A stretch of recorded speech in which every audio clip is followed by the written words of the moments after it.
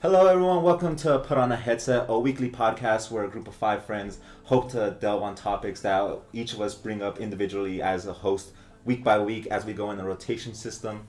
Today we have Luna as our first host. I am Luna. My name is Claro. To my right we have... My name is Beta. Hey there, I'm Manu. And hello, I'm Salty. And today our first host is going to be Luna. What's up? So today I thought we'd talk about one of my personal favorite things in life, video games and music. And so why not do both? So today we're going to be discussing our top 5 video game soundtracks. We do have themes, which are nostalgia, technical aspect, atmosphere, Persona 5, because if it's not in your top 5, you haven't played the game or you're not living. And then our last one's kind of just a freebie. And I think those categories kind of help because if we didn't have that, it'd just be like a mess. Because I feel like you can make top 5s for each of those categories in a sense. Yeah. So it's kind of nice to just have like a representative from each one. True. So first we're actually going to talk about Persona 5, which is going to be a little different from the rest because instead of doing the game itself, we're going to just each pick an individual song, and I'll talk about that. I think a reason Persona 5 works so well is just that basically all of us here agree that it's probably in our top 5. Mm-hmm. And so it was just kind of like we just need to cut the elephant out of the room. We just got to isolate it by itself. True. In a sense. So, Even though I haven't played the game, there's still some pretty good music in this game because, I've heard it on Smash, but there's different versions of it, and I heard of some of them today, and one of them happened to catch my ear. Yeah, I actually wanted to ask you that, man. How does it feel like getting introduced to it and then being asked to talk about it an hour later? It's really jazzy, that's for sure. And, I kind of grew up in high school playing in jazz band, all this type of music, and, one of my favorite songs is in there. Yeah, because I feel like specifically with you, your experience is just so much different than us because we kind of gradually experienced the soundtrack, whereas we kind of just threw you into the deep end and playing our favorite tracks in the song just so you would have a point of reference because we just demanded that this be in the podcast. Mm-hmm. I mean, and your opinion definitely might change just due to the fact that when we were playing the game, there's correlations between the soundtracks and what's actually going on. For you, on the other hand, you just experience the music, not the actual part of the game. So maybe when I play the game, I'll be able to somewhat feel what's going on and the atmosphere, the theme, and definitely. Even the technical parts of the game. Yeah, because I feel like with us, some of our favorite tracks from that game have an emotional resonance. Yeah. It has depth to it as opposed to just the pure quality of the song. And to you, it's probably gonna be the opposite of that. Oh yeah, you never know. So I want to get one thing out of the way, or rather two. So Rivers in the Desert. No one was allowed to pick it because that's the fucking cheating answer. And last surprise. And no, not last surprise. Sai's Palace theme. Winds of Fate? Yeah. What do you have against Winds of Fate? No, we're not allowed to pick it because it's obviously the best. Everyone knows that. I'd like to disagree. Okay, anyway. We can say that for your pick, okay? Let's start with the host, Tyler. Alright, so I actually went with a different answer than what I originally thought I would do, and I picked Ark. And the reason is because when I first went into Shido's palace, the first thing I heard was Ark, and I looked behind me and I saw the sprawling cityscape, and it was a boat. It perfectly encapsulates everything I love about Persona. Everything around it. It's so absorbing, and you just get so into it. And then, it's also a bop. I think the thing that stood out to me the most when I was playing it was that I feel like Ark was the first orchestrated track. Yeah, that too. In the soundtrack, so when that hits, it just kind of especially because when you're playing it, Shido, the antagonist of that palace, is such an overwhelming threat compared to everyone else. Yeah. That orchestra kind of just elevates the scale or the scope of the stakes in that palace. It's so climactic too, and just feels like you're on a journey. You listen to the song and you go. I like how you did the wave motion as if the viewers could see that. But it flows. That's what I'm trying to get out. It flows like a boat in the ocean. Like a boat in the ocean. I wonder if they did that on purpose. Yeah. For my track, I chose I Believe, which is a new track to Royale, which only shows up in the third semester. And I think it's easier to pick the vocal tracks kind of because you can directly take in a lot of the emotion specifically from the lyrics, as opposed to something like Ark where you have to understand why you appreciate it. Whereas I Believe is just a bop, but at the same time thematically it's just so grandiose in terms of the climax of the story that it's the lyrics, the setting, the visionary aspect of in tune with the audio aspect, it just paints like basically the whole reason like I fell in love with Persona. It's just that beautiful like image of like hope and optimism in the face of adversity in a sense. Yeah. Well, Go on, Vito. my personal favorite song from Persona 5, I'm not really sure if it has a name or not. I'm sure it does, but it's the Mementos core theme. The one that plays when you first get into the actual Mementos dungeon, Like- not just that one's called Freedom and Security. Freedom and Security, I suppose. The reason I think that one's probably my favorite from the Persona 5 soundtrack is just how ambiguous it is. Like, Mementos as a dungeon is kind of already like a shit show as it is. So once you actually get to the core of Mementos and you have like this simple but like complex soundtrack, like you have the electric keyboard just playing away basic chords, but then you have like this jazzy guitar coming in, doing all these solos, these flourishes, and it kind of like symbolizes what Mementos is in general, because you're going in and it's kind of like this amalgamation of like of people, I guess, like their desires and their distortions. The theme perfectly replicates that, I think. I think it matches thematically so much the Mementos dungeon because it's kind of like it symbolizes like the lost people in a sense, and kind of like the turmoil and inner chaos that's going through society Very during that arc. ethereal, I will say. Mm-hmm. I don't know, it just has a nice sound in general, and aside to the symbolic connection, it's a bop. It's a lot. It is a It do be bop. kind of depressing. So for mine, after like listening to like most of the songs, so far only one song caught my like attention, and it was Only one? Takeover. Because I don't know too much about this game, and Takeover is like one of those RPG fighting moments where you fight like enemies and all that type of stuff. My friends told me that there was 2 different types of this mechanic. There was ambush, and what was the other one? The regular one, just a regular And just a regular attack. I thought Takeover sounded way better, and not only that, but you barely use the other one. According to my friends. About to find out when I play this game, though. Bro, you have to Check back next month. check back in 2 months when we have the exclusively Persona 5 episodes. Come back out in approximately 200 hours of gameplay. Right? I'll probably like do my best to play it. Just calling out of work. Just You're missing. gonna be one of those. He's like, sorry, I can't work. Sorry, I can't work Gotta today. grind. Gotta grind Persona 5, guys. Anyway, that was my favorite song that I've heard so far. Salty? Well, for me, my favorite song was Life Will Change, mostly because just it's super hype and it would fit super well. It fits so well in everything, just adventuring, doing the small like tasks in the game, just grinding out, listening to one song over and over. It kind of helped. I feel like this is That's just, how you did it? I basically got it. I Yeah. feel like this. Ugh. I feel like this round is just setting a precedent to how we analyze shit comparatively. Like hearing Sawi's just like, yeah, it's hype. That's why I like I Dragon mean- Ball Z. It's it's like it basically just works. It's high action. It kind of like it won't really let me feel Life will change. burnt Kick out. Goku's ass. Like it's a song that doesn't really let me feel like have like a burned out feeling after grinding for I kind of get what you hours. mean, because like each palace takes like 10 to 20 hours kind of in Oof. essence. And then you get to the end of it, and then you just hear Life will change. Like, this is what I've been working Yeah, for. 'cause it's like It carries momentum. That I think that's what he's trying to say. Yeah. Our next topic was atmosphere. atmosphere. Thanks. You first. Okay, so we both came up on this, and we think Michael Salvatore is like a really good You didn't say the game. artist, and one of the special soundtracks that like stayed with me was like Destiny 1. Oh man, that moment you start the game, it's eyes up. The music already starts playing. It sets the nice atmosphere. You're heading into like the Manny, Eyes Up is the Rise of Iron Axis. no, but like when you start the game, eyes up. No, I see what you Yeah, mean. the very first thing you do on Destiny, get the Kaboss up and all that. So you walk in that cave, it sets the atmosphere. You fight the bosses, it sets that atmosphere. It feels like you're in big trouble. But 2 of the most remarkable songs that stayed with me was from Year 3 Destiny, which was Eyes Up, such an amazing final boss battle for Axis. Don't even get me An started. amazing one.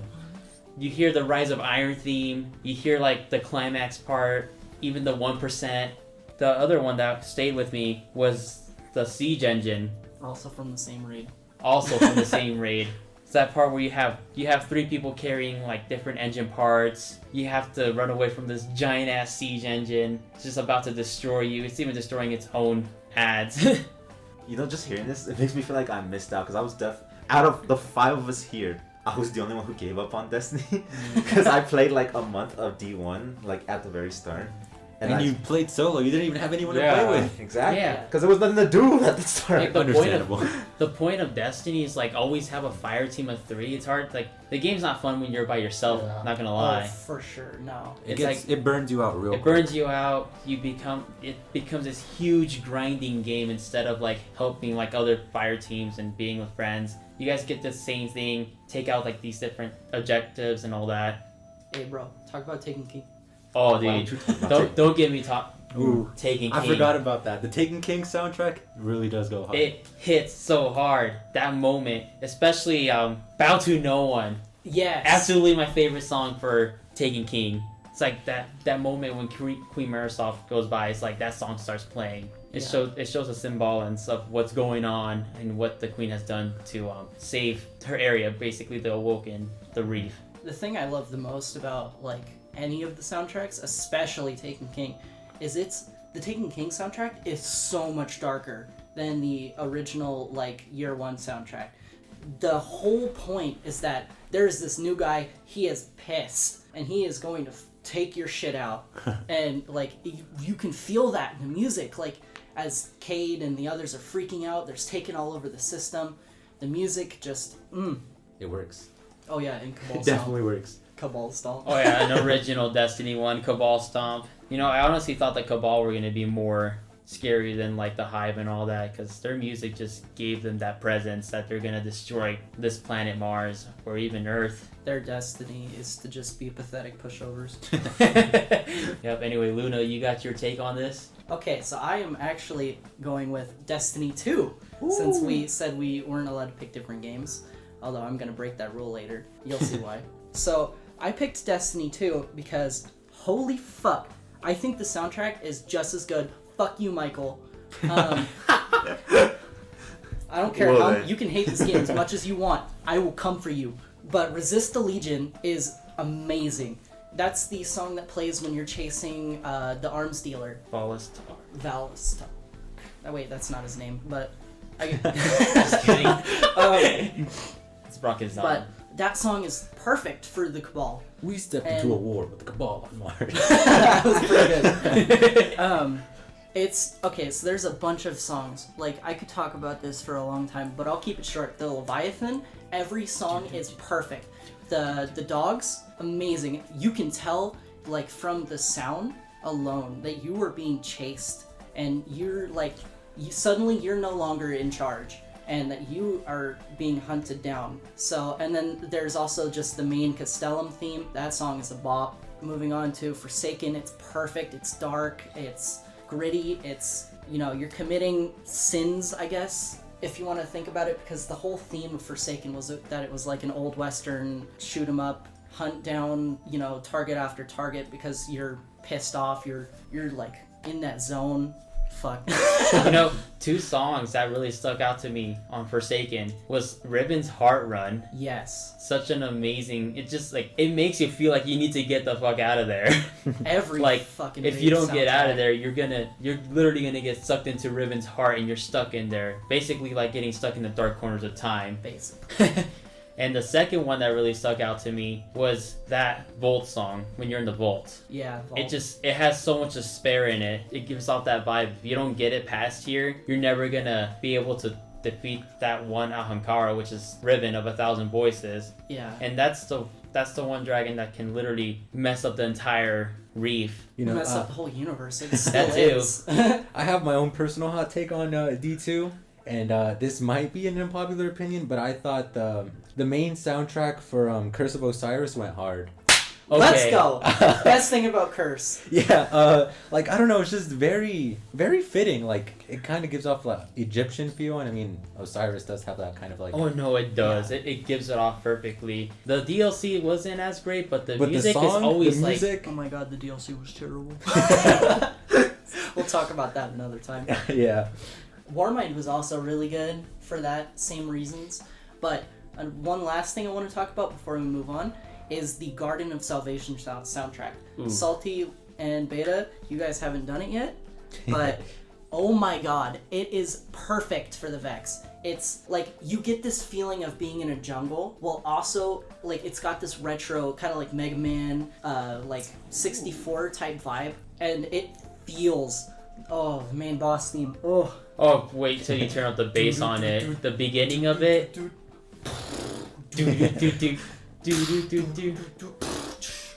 Yeah, it go hard. I love it, and even Temptation. Yeah, it's a hard song to even do karaoke. You know, and Temptation feels kind of like a chase because you're chasing the boss.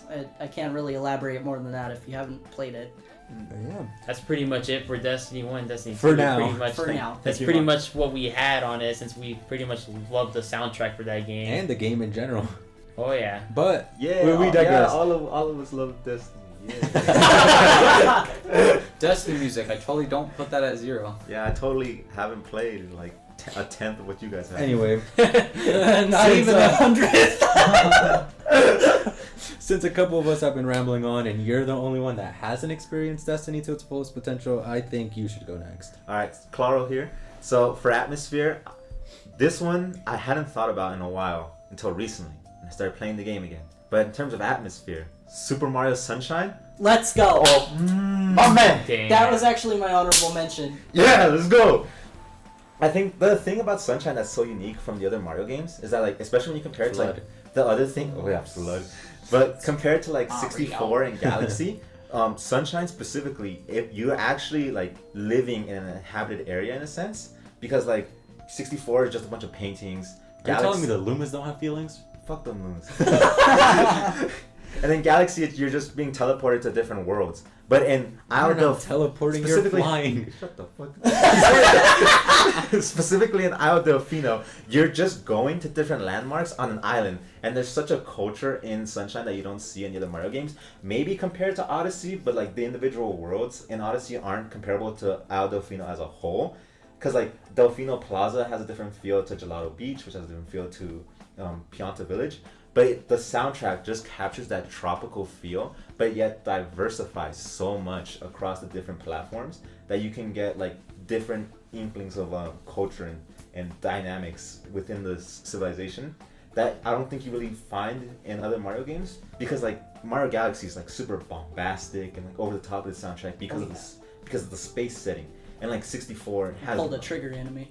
yeah. And then 64 has a lot of like really like nostalgic sounds that work well for levels, but at the end of the day 64 it feels like levels, whereas like in Sunshine it honestly feels like you're just going to a location to do a task. You're exploring the map. Yeah.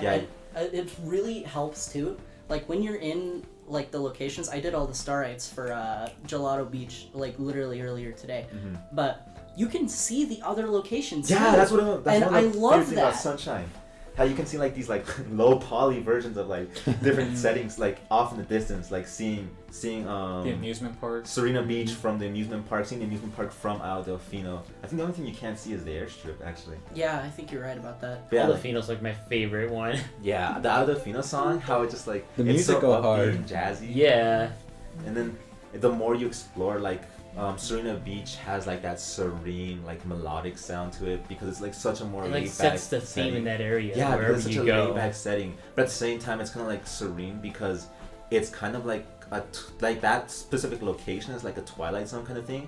Because in that part you get the manta ray, you get the booze, and then you get King Boo at the very end of it. And then that's not even talking about those like otherworldly levels, like the bonus levels that you find in a lot of areas where it's just Mario without the FLUDD. How like the acapella and that just makes it so fucking great, but it's also so detached from the rest of the soundtrack that it just emphasizes how much you've been removed from the world once you go there. I think, it's like they're classic songs too from Mario. Yeah. Like, just a cappella versions. yeah, and then specifically in that spot, it's kind of like a regression to classic Mario in those worlds. yeah. Yeah, so it sets that atmosphere so It's perfectly. perfect. And I think my favorite soundtrack, which I haven't even talked about yet, is Noki Bay, because comparatively to the rest of Isle Delfino, Noki Bay is just this enclosed hoarders basically. Is that where you have to do that stupid watermelon thing? No, that's Gelato I Beach. did that earlier today. Shit made me want to fucking tear my hair out. Bro, once you know how to do it, you can do it. Was it the watermelon that you have to put into like the little shack? Yeah. Okay. Yeah. That one's I so remember easy that. once you know how to do That it. No, the little fucking red shits can go fuck themselves. That's when you knock them out.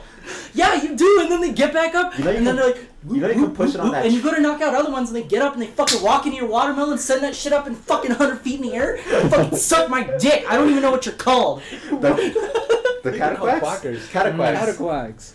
Fuck. Bro, you can walk the watermelon along the cliff and then drop it later on. I thought it would break if I did that.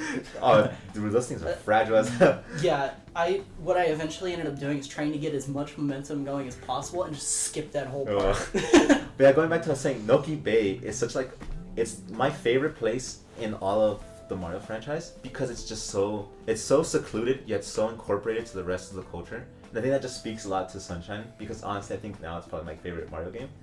For real. And especially with Noki Bay, it kind of has like that like secluded, it's not serene, but it's like mellow in a sense, where it just kind of like calms you down. It's kind of like, this is kind of like, in a sense, like the chaos of like Isle of the Field, this is kind of like a safe space, even when it is like under threat. And so for me, I think like as a whole, Sunshine just does a super good way of characterizing its island and then characterizing subsets with further within its island. Mm-hmm. All I have to say was Claro was a bit correct. You know, before we started this podcast, he was like, "What are you gonna pick for your atmosphere, Celeste?" And I'm just like, you know what? Now that you mentioned it, I asked him, I was like, you picking Celeste, huh? She's like, no, I listen to other soundtracks. So I did get other soundtracks for the other categories, but for atmosphere, I think I just had to give it to this one just because of how diverse it is. I think the thing about Celeste that captivates me a lot is that it tells a very emotional story, and the soundtrack kind of just like escalates as you progress through the story. And so when you start off, you're starting at the base of the mountain because the whole point of the game is to reach the peak. You start off with very like somber, almost kind of like mellow, relaxing music as you're just walking towards the mountain. Each level progression, you slowly get further into the mountain, and it just kind of progresses as you go. Also with the difficulty, which kind of gives it like this 2-in-1 feeling where it's like, not only is it meant to progress the story, but it's also progressing the actual gameplay as you keep on going. And I think it kind of emphasized by the fact that each level has a new mechanic introduced. And so in each level, you also get like new rhythms, like new polyrhythms, new beats, new like instruments in general. And so each level kind of has like its own worldly feel, and it kind of just elevates as you progress the story. Another thing to add on top of that is just it actually changes depending on the progression of the level itself. And so when you start the level, starts nice and soft, and as you get deeper, it kind of escalates, or if there's like some sort of panic event, then the music kind of just mimics the series of events that you're following. All in all, it's very nice, very nice. it hit different. It really do. It like the music's nothing special, if I'm gonna be honest. But the fact that it pairs along with this game and the narrative so well is what makes it special. It's what gives it that kind of charm. Shit, But like, if you were to be listening to the soundtrack like independently, I don't think it'd have nowhere as near as the same effect. I gotta play this game. It sounds cool. He's been bugging me about it for like a year. One of my favorite games, second game of all time, personally. He wanted me to play either Celeste or Persona 5, and I said one of them has anime titties. So I Yeah. I was like, you wanted me there. So yeah, that was my hot take. Next up in line, but not last. But he is last. He is last. Lastly. Because Manu and Luna teamed up for him. Yeah. Double team. It took me a while to realize that. I said, last but not least, here's Salty. So for my atmosphere one, I had to think really hard about what game would fit that kind of place. And for me, I had to pick Monster Hunter, not World, even though that's the most recent one. I picked the predecessor, Generations Ultimate, mostly because that's a game that most of the monsters have their own themes. Either them some being very Eastern sounding, very rock, very calming, it just has many different types of genres, and it's like it fits so well, especially because like the whole time, if you're not fighting a monster, you get to hear the map's music, which is very calming or just very quiet, because you're basically just looking for the thing you're hunting. Mm-hmm. And the moment you find it, it's just boss music instantly. Like the meme that is, why do I hear boss music? That's literally all you hear every time you find them. They are the generic monsters that all have the same theme, but they are like a majority of the monsters do have their own theme. All right. Right. Well, I guess this segues into our third category, Technical. which I'm gonna go first because I'm gonna gush. This is where I said I'm breaking the rule because the two soundtracks are basically the same, and that's Doom and Doom Eternal. Mick Gordon, if you're listening to this, you're a fucking G, dude. All right, I love you. Have my children. with all of the homo, Yes. Please come back and work on the next Doom game.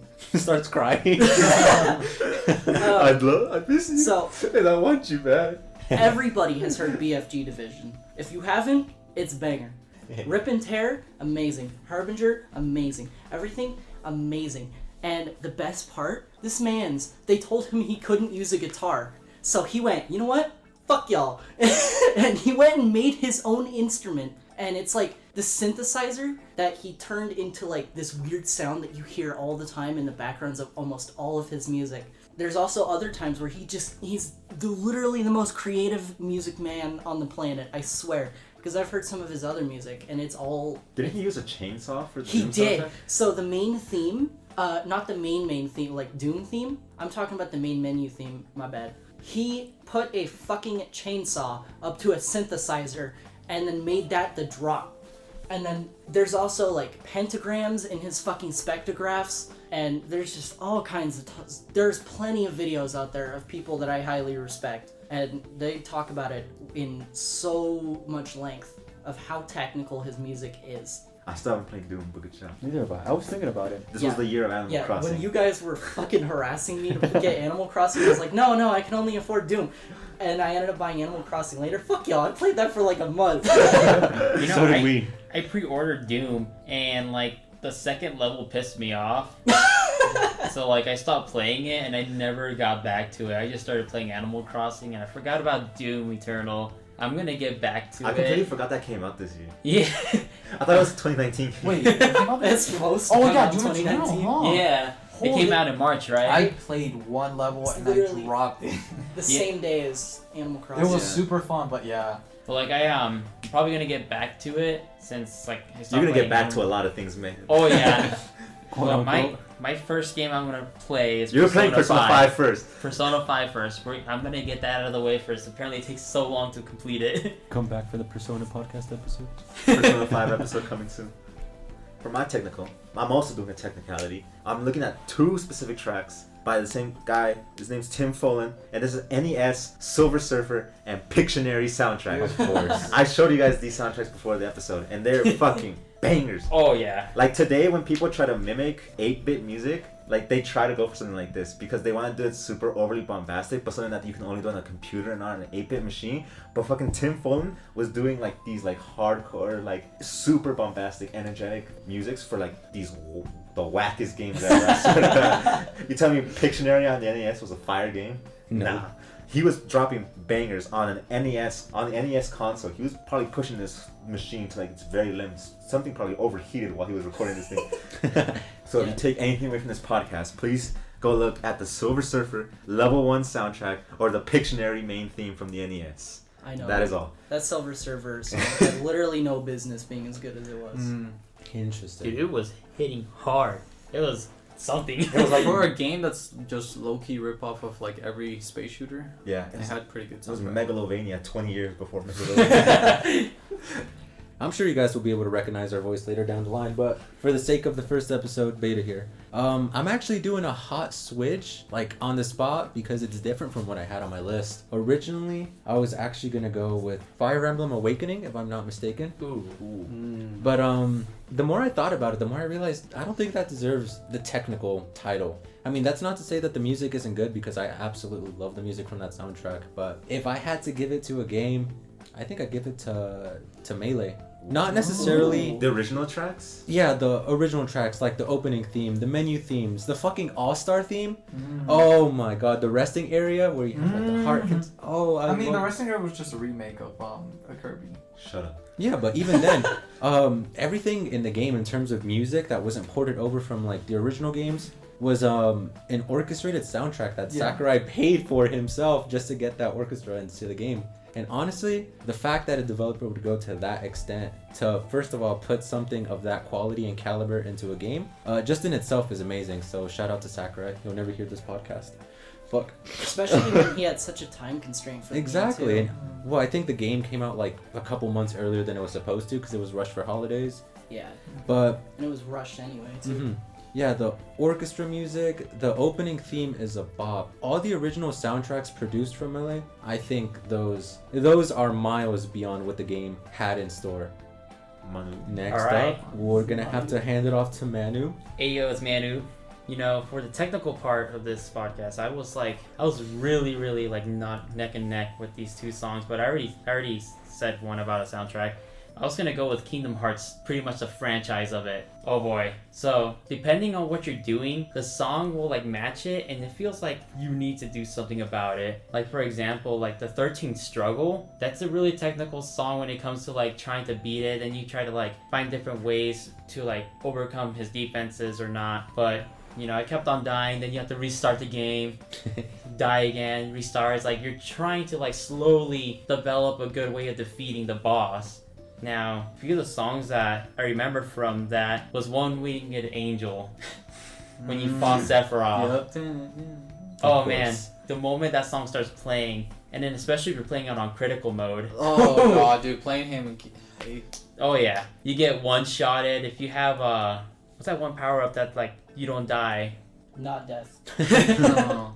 Like you don't die if like they completely destroy your health. Oh yeah, you like get Second left with one. chance. Yeah, second chance. You get Yeah. left with 1 HP. That's it. You get like 1 HP and then you heal up. Then he does it again. Now you have to use a second potion. Oh, what you talking about? That's Dying Wish. Name and address withheld. Anyway, so that's one of them, and the second one was Lingering Will. That fight gives me nightmares, complete nightmares. There's like, when I was a little kid, there was like no way of me beating him. I still come to it, and I still haven't beaten the Lingering Yeah, Will. I was gonna say, you still haven't beaten him. I remember, like, I think it was a year or two ago, you were, like, fucking screaming. Oh yeah. That song just describes so much technicality. It's just like you're trying to like find all these different types of move sets just to bypass him, and the moment you get smacked once, you get comboed and you're done for. Anyway, that's pretty much it what I have for my technical part of this podcast. Mm-hmm. So I'm gonna hand it over to Salty. Alright, well, I'm salty, and for my technicality choice, Oh, I'm salty. How dare you put Kingdom Hearts on this list? so for my technical choice, I have to give it to T-Lopes, the main composer for the Sonic Mania soundtrack. Oh. Yo. He ended up starting off with just adding remakes of the old Sonic 2 and 3 and Knuckles soundtracks. And with Mania was coming up, they got him to be able to make the soundtracks, and they used some of his remakes. And like top ones would be Green Hill. The Act 2s for every single stage are pretty good since they are Hydrocity mostly Zone. original remixes of his own. But Act 1 of Studiopolis is just the biggest bop. Hydrocity actually. Yeah. Hydrocity, what do you No, it's mean? Hydrocity. Hydrocity or Hydrocity? It's Hydrocity. Let us know in the comments below. God. Viewer interactivity. Also, the Hard-Boiled Baddies themes, like, it's such a good theme. I totally agree with that. Everything in the game just sounds so nostalgic. It kind of captivates that charm from It the original captivates Sonic that nostalgia, even though I never grew up with all the Sonic games. Maybe just I one. only played the original Sonic game, and those songs were honestly really good. And Sonic Mania, I think, kind of just takes the aspect of what made those songs good, and kind of just Cranks it makes up them a better. notch. Yeah, I just like turns it up to max volume because like the soundtrack for Sonic Mania is just like, I don't know, so complicated, but it flows so nice, kind of like the stages. Definitely. Kind of just, Alright, perfect segue into our next category. Perfect segue every Nostalgia. I don't know if I really want to go first. I'll go first. Honestly, it's nostalgia, right? We're not. like- These aren't the best from our childhood. Yeah. I'm pretty sure most of you guys know mine, and then most of y'all know his. It's no secret what Claro's is. But for my nostalgia pick, I went with Jet Set Radio. Oh. Jet Set Radio! Jet Set Radio! Yeah, no, I haven't actually heard the soundtrack to that. really? No way. No. So, All right, guys. Thanks for tuning in. We're gonna All right, I've been Clara. I've been officially. We're gonna have I was- to cancel Clara today. but it still holds up too. I was listening to the soundtrack like I think a month or two ago, and a lot of the songs are just jazzy. They're funky. You know, it's so bouncy. The whole game really, It hit different. It really do be bouncing though, but it's perfect for like the atmosphere. It's like so weird too. The whole fucking game is really weird if you haven't played this game. But it was one of like 3 games I owned on my Dreamcast, which is what I grew up on. Thanks, Dad. Must be nice. Look at this guy, he has a dad. Just overall, I remember back then, I was grooving. Me and my brother were grooving. Every time I played the fucking game, even though I didn't have a save data card, so I'd have to start over every single time. I know the feel. And you know what? I still loved it. Moving on, Claro. Claro here. Cancelled for not hearing the Jet Set Radio. Rightfully so. For my nostalgic pick, so it's similar with like Name and address withheld. I only had one console growing up, and it was a GameCube, and I also didn't have a save card. The track that I'm picking is SpongeBob SquarePants Battle for Bikini Bottom. I fucking knew it. Everyone in this Of fucking course. room knew it. That shit, that shit was great. That game was like, I thought it was like one of those like trash like license games that you play as a kid that like your parents got you because like, oh, it's SpongeBob. Here's DuckTales. It's Bob Esponja. But it's actually a great game. It's a great 3D platformer, and a part of what makes it so great is that it perfectly encapsulates the aesthetic and like the appeal of SpongeBob, and it's like highlighted in the soundtrack because like honestly you could take any of those soundtracks from the game and you could be mistaken for it being in an episode. Like That's true. It's so well made. It's so well blended, and even more so in the remake, which I was super hyped about when that came out.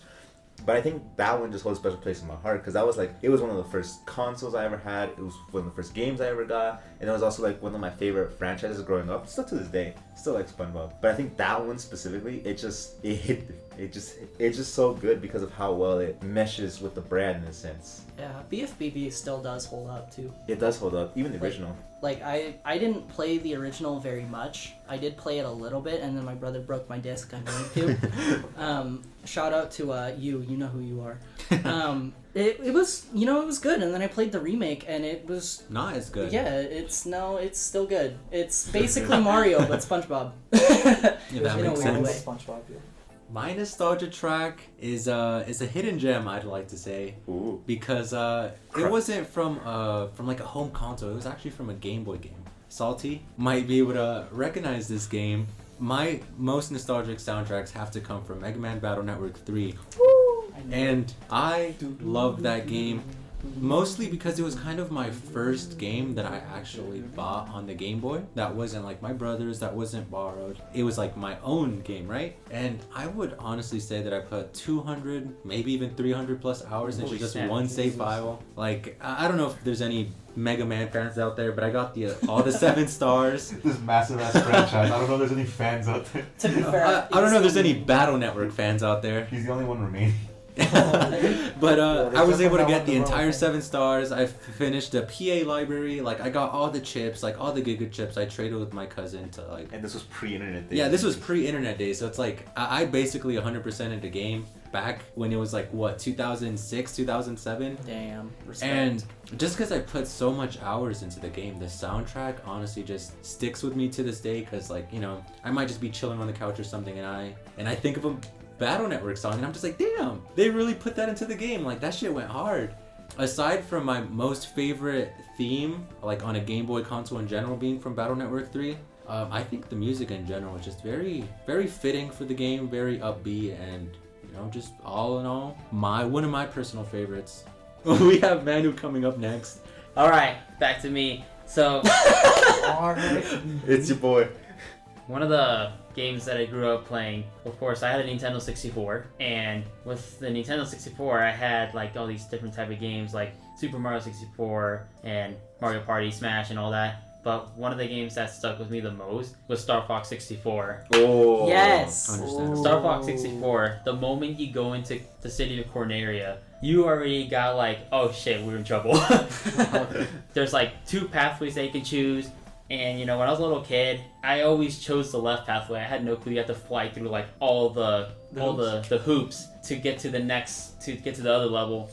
It's like I kept on going through like one route, and I kept on hearing like the space theme, Corneria's theme, The sun as well, which I hated the most actually, because the moment you get like lower, you just start hearing your shit go. Anyway, that one part that stayed with me the most was the last battle in, was it Venom? Wasn't it Andros? It's Andros, yeah. But like Venom, like the planet Venom. Oh yeah.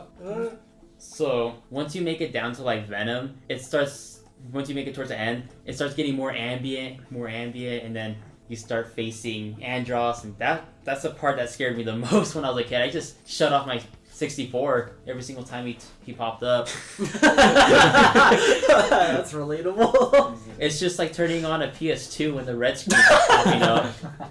You know, Star Fox 64 was probably the best one for me. Even though it was like Mario 64, Smash, Mario Party, Star Fox has always stuck to me, including Assault and Adventure was kind of meh, but Assault and Zero were pretty good too. Anyway, I'm gonna pass it on to Salty. Well, for my nostalgia trip, it's gonna be a weird choice since I don't know. I do talk about it a good amount, but not enough. For mine, it would have to be Scott Pilgrim vs. the World, the video game. Let's go. Mostly My because the game motherfucker is right coming here. out during the holidays. I think December should be coming out. Anamanaguchi is one of like the thing that got me into it. The game got me into Anamanaguchi, which is just like basically 8-bit J-pop, For real. and it's so good. It's just a beat 'em up. It's like that's basically like as simple as it gets. The biggest reference to other games too. It references Mario, Kirby, Sonic, video games in general. The endings for the characters are fun. Has the trope of having a evil version of yourself. The movie was really good too. The movie was pretty good. Yes. I grew up on that movie. I watched it probably 20 times when I was like 10 years old. I loved it. Yeah, I love rewatching it on Netflix. I like that they also Anamanaguchi also fucking used their soundtrack for the movie. Anyway, so back to me. My name is Luna. Okay, Stan Luna. Stan Luna. So we thought next we should do some honorable mentions because some don't really fit categories, but we just really like them. My first honorable mention is actually going to be Kirby Superstar Ultra. Okay. Let's fucking go! I don't think I ever played that game. Kirby still holds up. I absolutely love like the old school Kirby games. They're just amazing. Music is great. Planet Robo was the last good Kirby I think game. two that I consider was for atmosphere I was thinking of Nier for a little bit just because I don't like I'm gonna be real with you. That soundtrack actually really hard. I love Nier soundtrack. It's so good for the atmosphere. It It's just like fits wasn't- the set. It matches the setting so well. The whole Yeah. post-apocalyptic And then- setting. And then the one I was thinking of for nostalgia was Pokemon Emerald. Yes! The fucking trumpets when the fucking legendaries awaken Oh and my everything. god.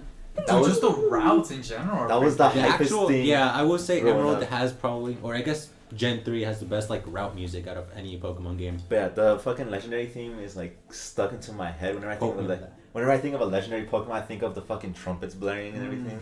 And then maybe Odyssey also honorable mention. Bro, too many. Cause fucking no, that's what the honorable mentions are for. True. Just cause a Jump Up Superstar as a soundtrack, Oh. that fucking whole level in New Dawn City is just Stop, a we don't want different copyright. thing. For me, I think I have two honorable mentions. I probably won't be very, I guess, specific in saying why I like them, but the black and white soundtrack from Pokemon, honestly, I It really think hit different. it's the best Pokemon soundtrack. Gen 5 really hit different. I'm just saying, it's just the best soundtrack, personally, from my opinion. I mean, everything fits the areas. I mean, like, the city themes sound like cities, the forests sound like super peaceful, super calm, and the routes are okay. I mean, they're meant to be kind of plain, kind of simple, and I guess black and white highlights that. Second game would have to be... I have to give it a Risk of Rain too. Like, it's a new game that I started playing, like, less than a month ago? But the soundtrack from that honestly stuck with me from the moment I turned the game on. Like, very ambient, very, very distinct, and very energetic to fit the game's kind of like momentum forward. Any honorable mentions? I got an honorable message. Honorable message. Honorable message here. Honorable message to myself. I got an honorable mention for Halo 3 ODST. Yes, just like people who added like rain sound effects to it. Oh, you're one of those. Amazing. But like still, You know, I like it because like it sets themes and whatever you're doing, you're pretty much by a side on it, and it just matches everything. There's like sad parts to it too. Just wait until you hear Persona 5 music with the rain in it. Oh man, I'm waiting for that still. But One Halo of my 3 favorite ODS You're 2 gonna must be hate good. cats by the end of that game. I hated cats going into that game. Salty. I can't really think of any honorable mentions. I kind of. Ooh, I do actually. The original Final Fantasy Oh. is a great soundtrack. It's such a simple game. That's literally what got me into the RPGs and JRPGs. When you say original, do you mean Final Fantasy 7? No, the original Final Fantasy. Oh. Like the very first one, right? The very first one, yeah. Oh, dude, that cave soundtrack though. Yes. Oh my God, Corneria. Yeah. The starting town is such a good bop. Such a good one. The story is very simple. It's the simplest of all. Like 4 chosen ones going to save the world and stuff. And the music goes well with it. It does. It's one of the only games that doesn't have the Chocobo theme though. The prelude. Preload light up. Oh, I can't believe we said honorable mentions didn't mention any Zelda games. Zelda games like I was never defined- really big Shout on out to Zelda. Twilight Princess. So that's Twilight Princess, Song of Healing Breath from of the Wild, from, because you already know it's Calamity Fin. Majora's Fire. Mask, and then So- all the melodies from Ocarina of Time. I didn't finish my honorable mentions. I kind of thought we were gonna do one in a circle, but Okay. another one I have is this one. I couldn't put it on my list because the music isn't technically original, but it's just shapes and beats. I am a hardcore like techno music, like dubstep, all that shit. Yeah. But if you like that kind of music and you also like rhythm games, go play Just Shapes and Beats. I fucking love this game. Die quietly. I would play the entire game, like start to finish earlier, and like every single track goes hard, except for Lunar Whale. Fuck you. Not Lunar Whale, it's Termination Shock. I hate that level. The whole like soundtrack, it fits so well, and I can gush about this game for so long. Bro, you look But like a little girl, like clenching your hands together. Oh, Chip Skylark. this is my. I couldn't pick it because Shout it's out not to Shiny Teeth and not an original soundtrack. Shout but out to Icky it's Mickey. Yeah. like all of the games we've talked about today, the music is made around the game, but for Just Shapes and Beats, it's the opposite. The game is made around the music, and I think it works so well. Alright. Shout out But- to Beat Saber that has. Yeah, That's just licensed music. Our final category is our free one, or theme, or whatever you want to Yeah, pick. theme. Basically, just your favorite at that point. So, Oh, is it my favorite? Favorite, because he says theme/freebie. So if it's a freebie, it might as well just be your favorite. Nah, that's not what I did. so for my theme pick, back on Sonic, man, who guessed this one coming? It's Sonic Adventure 2. Let's go. And this was actually my nostalgia pick No. until I got the chance to play it last month because of PlayStation Now. Sonic Adventure DX better. And that'll wrap up this episode. We're gonna have a murder happening shortly.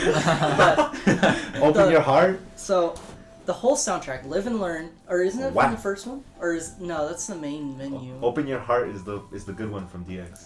So you got Live and Learn, you got Escape from the City. That was my ringtone for like fucking 3 years. There's like all kinds of other songs, but the thing I really wanted to talk about is the like actual level songs, and they're so jazzy and just groove, like, and they flow, and they've got this weird R&B element, which is probably my favorite part, where like I don't know who it is because I haven't looked into it very much, but they'll rap, like especially in the Knuckles levels. He'll rap to like what happens in the is that the pumpkin cutscenes. song? Yeah, the pumpkin one. Oh, that song does go Yeah, hard. that song goes so hard. Pumpkin Hill. Whole heart. So hard. I think that pretty much wraps up what I wanted to say. I love Escape from the City for so long, and then it's just the whole game in general. It's We just don't want to get caught. oh, I love Sonic You're right. Adventure 2. Claro. I think for my theme, and this is why I told Name and address withheld. to back off on the honorable mentions, because Gen 5 hit different. Alright, memes aside, the Gen 5 soundtrack. is so fucking I great. will ante up on this. I will say that Gen 5 do go very hard. Like anything from just like Driftvale City, the obvious one, Yeah. the one that everyone fucking bops to. But you got stuff like the fucking bridge themes. Bro, and then Bossa Which is- City. There wasn't even a bridge theme. It was just bells. Yeah, bro, but that's so fucking hype for the setting. Like the fog. It was the mist, first time the bridges actually felt important. The bridges felt like landmarks in a sense. And then you have like the forest themes, which I thought were great. The legendary themes. The legendary themes Are are one of my favorite. Yeah, like For this game? Aside from like Groudon and Kyogre's themes, Eh. I honestly can't think of any other game that does the legendary themes better than Black and White. And then you got Ghetsis' themes, where it sounds like he's about to sacrifice you to a fucking cult. And then They are cool. They are cool. And then you have the Elite It Four, is dishwater. the gym leaders, the rival themes, the Elite Four, and then my favorite song in the entire soundtrack is the emotional end song, the his sad song. That one is just like that one encapsulates the themes of that game so hard and like so strongly, like the morality of like Pokemon training and everything. So I think like just as a whole, Gen 5's music just It's different. it hit different. It's just perfect to me.